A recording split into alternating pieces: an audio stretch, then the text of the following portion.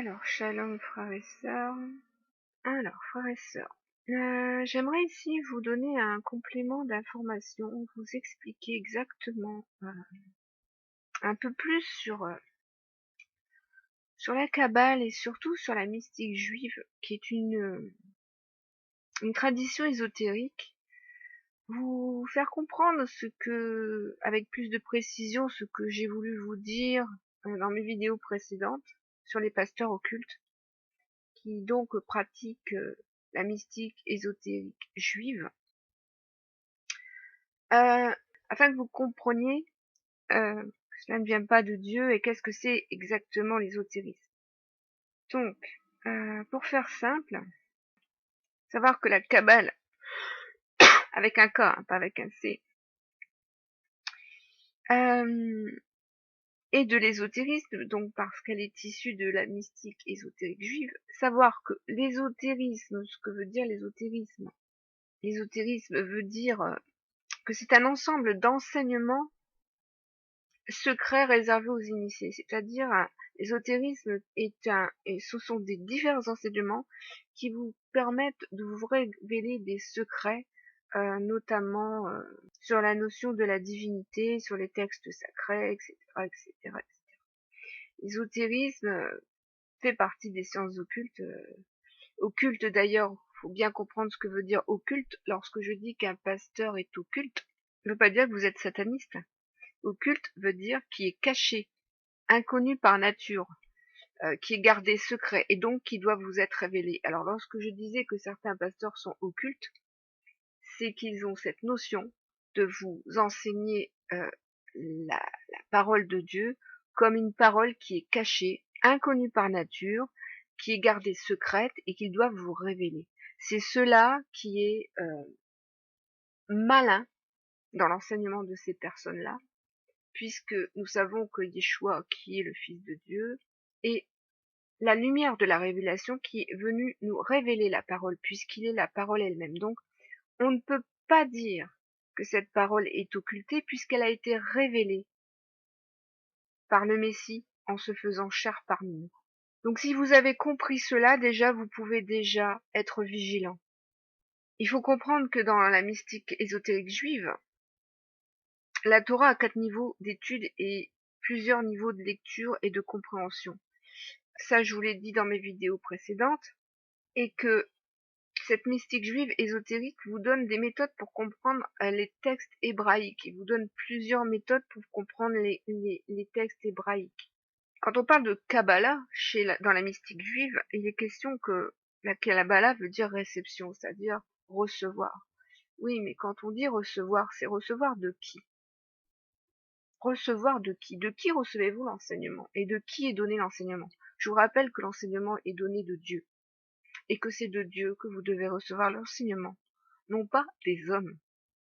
Parce que selon la mystique juive ésotérique ou Kabbalah, recevoir les enseignements, vous recevez un autre mode d'enseignement que l'écriture qui vous a été donnée par Dieu, par des commentaires comme des commentaires du Talmud, par le Zohar, par l'étude, par la réflexion, par la méditation. Et le problème, c'est que de tels enseignements viennent de votre compréhension humaine. Nous savons que la parole est Dieu et il n'y a que Dieu qui peut vous révéler sa parole. Et cela ne passe pas par des méthodes de lecture des Écritures, de clés de lecture, de commentaires du Talmud, ça ne passe pas par le Zohar, ça ne passe pas par la méditation, ça ne passe pas par la guématrie, par ce type de méthode. Il n'y a pas de méthode pour recevoir la révélation. C'est l'esprit de Yeshua qui est la lumière de la révélation venue dans le monde pour nous révéler qui est le Père. La mystique juive se veut saisir la notion du divin. Vous comprenez pourquoi je vous dis que ce pasteur que je vous présentais précédemment veut toujours vous faire entrer dans la notion du divin pour vous permettre de saisir la notion du divin. Parce que ça, c'est une approche de la mystique juive. C'est normal que les rabbins juifs ont besoin de découvrir la notion du divin, puisqu'ils n'ont pas accepté Jésus, Yeshua, qui lui révèle le Père. C'est pour cela que ce type d'approche, ce type de recherche n'est pas des enfants d'Élohim. Si un enfant d'Élohim entre dans la révélation de la pensée de Dieu, il ne va pas courir faire une vidéo sur YouTube pour vous expliquer ce que Dieu a voulu lui révéler dans sa pensée. Parce que cela fait partie de la relation entre l'enfant et le Père, entre le croyant et Dieu. Et cette relation, c'est une relation personnelle. Chacun vit sa relation personnelle avec Dieu. C'est pour ça que l'enfant de Dieu n'étudie pas les textes sacrés de façon ésotérique, c'est-à-dire en cherchant à être initié par les hommes sur le mystère divin et le secret de la divinité, puisqu'il a une relation réelle avec Dieu. Dans la tradition ésotérique de la mystique juive, la sagesse, la Kabbale, cette compréhension des textes sacrés, considérée comme la sagesse secrète, euh, comme un système ésotérique de tradition permettant de comprendre l'univers par rapport à la création. Eux, ce qu'ils essayent, c'est de comprendre tout le texte, toute la notion de la pensée divine à travers la création. Par diverses méthodes et d'interprétations ésotériques complexes, et par diverses initiations comme le Zohar, le Talmud, pour comprendre le mystère divin, le secret de la divinité qui est caché. C'est pour ça que je vous parlais du Sod, qui est le secret caché de Dieu, qui est pour eux le secret caché de Dieu qui doit leur être révélé, ou pour ses enseignants vous être révélé. Pour eux, ce pasteur justement que je vous citais précédemment étudie toujours les textes sacrés pour recevoir une compréhension ésotérique de la création de Dieu. Parce que les rabbins juifs et la mystique juive disent que Dieu nous a donné sa pensée par la Torah, sa pensée. Alors donc, ces pasteurs vont vouloir vous faire entrer dans la pensée de Dieu en essayant de vous déchiffrer, de vous décoder la Torah. Ce pasteur que je vous ai dénoncé enseigne bien cette Torah d'après le Pardes mystique. Pardes de la mystique juive, qui est une notion kabbalistique, ésotérique, et afin de vous apporter une explication, une révélation de la dimension profonde de chaque notion du divin dans la Torah. Lorsque cet homme vous dit « je veux vous expliquer comment Dieu voit et comment Dieu considère la mort », il a dit ça dans une de ses vidéos. Comment cet homme peut dire et prétendre « je sais comment Dieu voit et a considéré dans sa pensée créatrice la mort, et je vais vous l'enseigner ». Vous expliquer la Torah par rapport à la création du monde, c'est bien une approche kabbalistique. Les kabbalistes tentent toujours de comprendre l'univers, la dimension divine, par le Bereshit, par la création. C'est pourquoi les fondements des enseignements de cet homme sont toujours basés sur le Bereshit, particulièrement sur le Gan Eden, jardin d'Éden. Vous allez toujours l'entendre parler du Gan Eden, et donc du Pardes, qui veut dire le paradis, qui est le jardin d'Éden. Et plus vous écouterez, plus vous vous rendrez compte qu'il vous rappelle constamment le commencement, le jardin d'Éden et la création, et que tous ces enseignements prennent pour fondement la création, le Bereshit.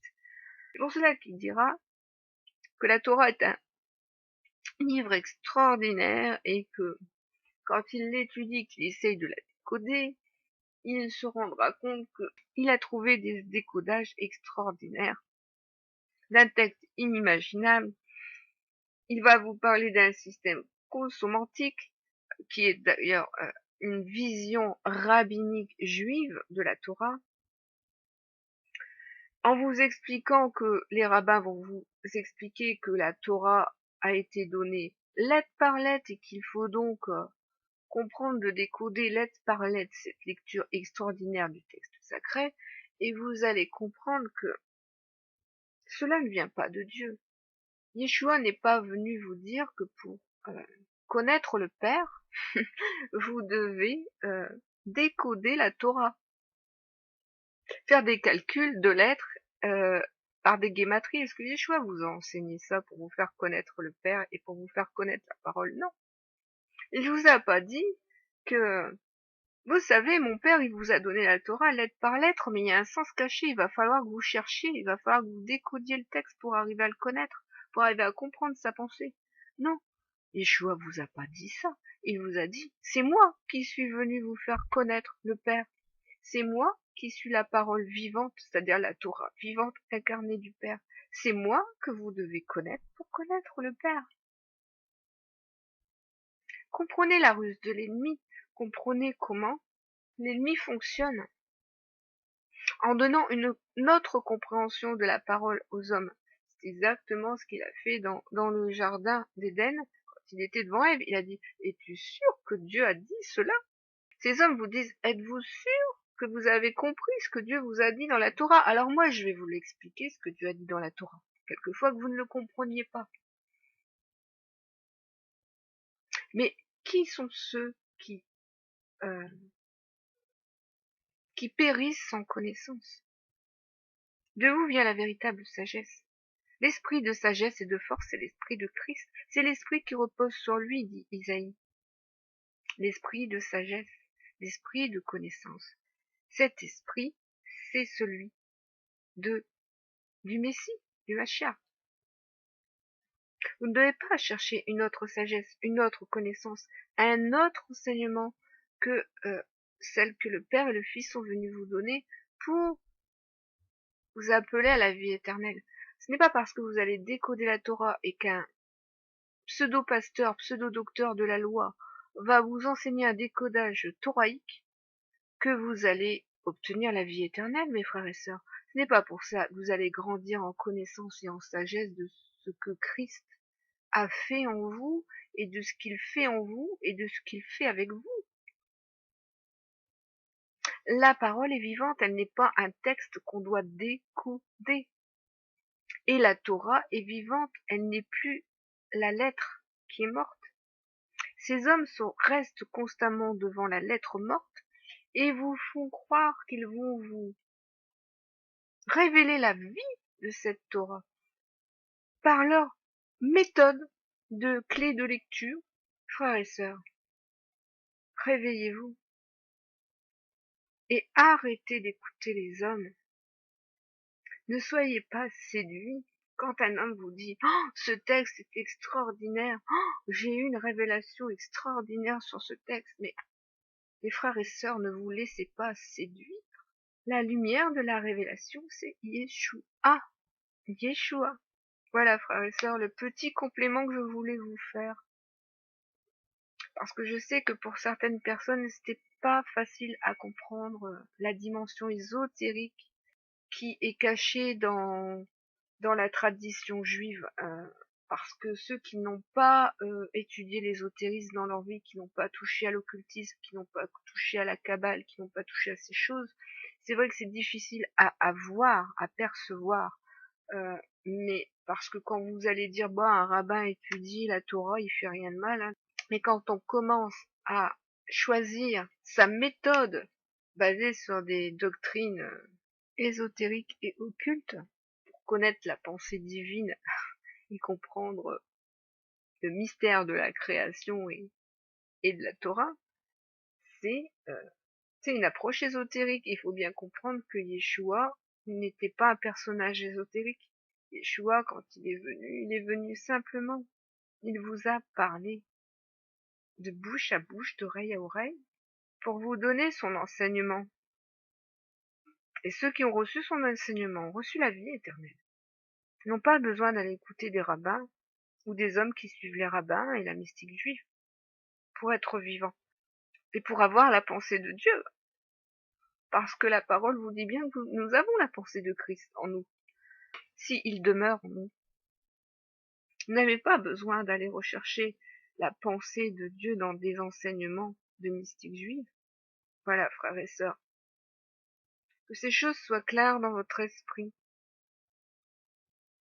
Qu'il soit clair également dans votre esprit que je ne viens pas ici accuser des hommes. Ces vidéos sont des avertissements. Elles sont là pour dénoncer des enseignements. Je ne viens pas dénoncer des hommes, ni accuser des hommes, mais dénoncer leurs enseignements. D'ailleurs que vous pourrez remarquer qu'avec sagesse, quand j'ai fait mes vidéos, je n'ai pas cité le nom de la personne. Je n'ai pas dévoilé son identité. J'ai flouté son visage afin de protéger son identité et sa vie privée. Donc c'est bien les enseignements de cette personne et de ces personnes que je veux vous dénoncer. Parce que je sais que de nombreux croyants suivent aussi les rabbins. Eh bien, mes amis, posez-vous la question. Pourquoi allez-vous écouter des hommes qui n'ont pas accepté Jésus dans leur vie, qui ne croient pas en Jésus? Pourquoi allez-vous écouter des enseignements des hommes qui ont rejeté Jésus, qui n'y croient pas? Voilà, frères et sœurs. Donc soyez vigilants et soyez bénis.